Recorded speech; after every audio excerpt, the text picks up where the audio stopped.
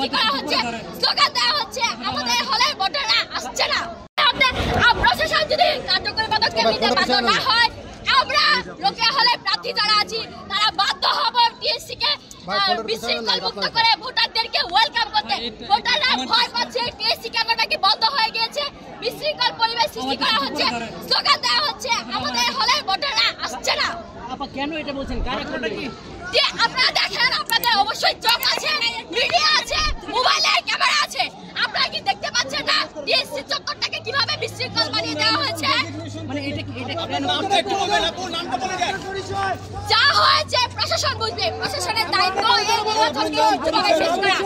প্রশাসন টিএসসি কে বিশৃঙ্খল পরিস্থিতির সুযোগ করে দিচ্ছে, তার মাইকিং করে কেন করছে? আমার কাছে বসুন, আমরা চাই সুশৃঙ্খল ভাবে সবাই যেন লাইন ধরে ভোট দিতে পারে, কিন্তু সেই পরিবেশ সৃষ্টি হচ্ছে না। নাম পরিচয়টা বলেন আপু।